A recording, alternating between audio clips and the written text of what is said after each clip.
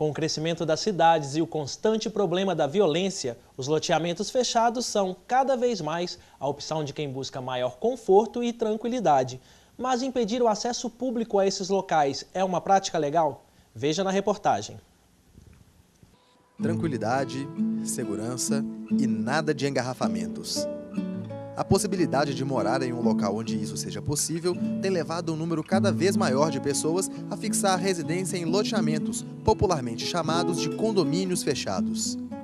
Na realidade, não é uma propriedade condominial, né? Na realidade, o que nós temos, a grande maioria, são bairros fechados. O condomínio, como a própria palavra quer dizer, é o domínio em comum sobre uma mesma coisa, o que não ocorre em um loteamento regularmente aprovado em nosso ordenamento jurídico. Pela legislação atual, um loteamento aprovado, regularmente aprovado hoje no Brasil, ele transforma uma gleba urbana em lotes e demais áreas públicas, seja vias, áreas de circulação, praças, etc.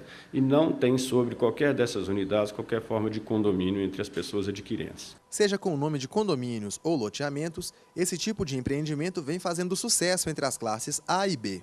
A implantação no Brasil data da década de 70. Estima-se que só na região metropolitana de Belo Horizonte existam cerca de 500 loteamentos, abrigando uma população de aproximadamente 1 milhão de pessoas. E de acordo com essa moradora, um dos atrativos é a proximidade do centro urbano. Aqui é como se fosse mesmo a continuação da cidade, né? Porque é muito perto, o acesso muito fácil. Então, não noto assim grande diferença, não.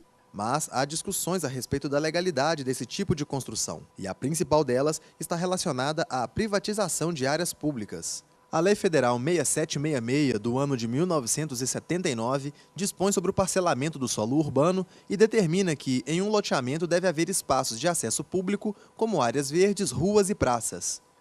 Por se tratar de um espaço que deveria ser público, também se questiona quanto à limitação do acesso por meio de portões e cancelas. A questão do ir e vir está na Constituição, mas o direito de propriedade e a privacidade também estão na Constituição.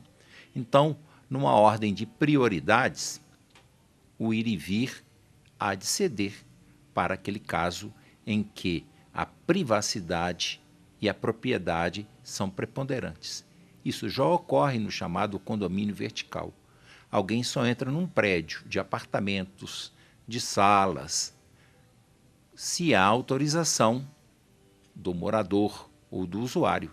Se não tem, ele não sobe. Não existe qualquer critério, nem qualquer intenção dos condomínios em impedir o acesso de ninguém, mas tão somente identificar as pessoas para que gerem uma maior tranquilidade e segurança para aqueles que aqui habitam.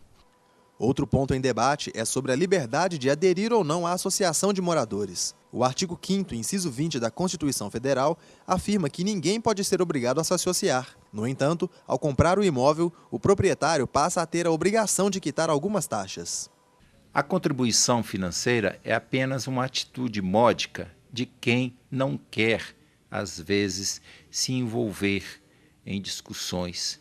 Mas o importante é a pessoa participar.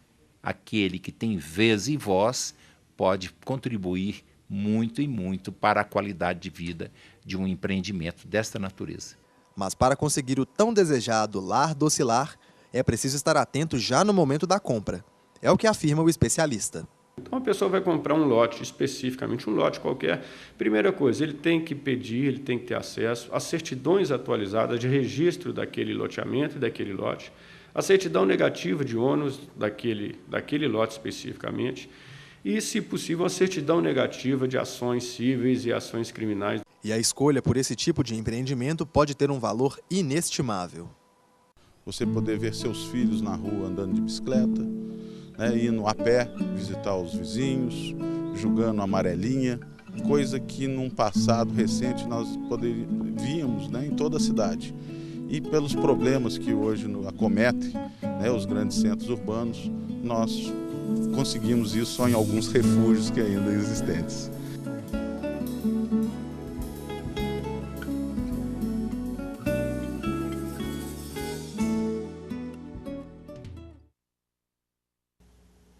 Desembargador Gilberto, a gente viu aí na reportagem vários aspectos ligados aos condomínios E chamou atenção as imagens, assim, muita natureza, e isso pode atrair as pessoas a quererem conhecer esses bairros fechados chamados de condomínio.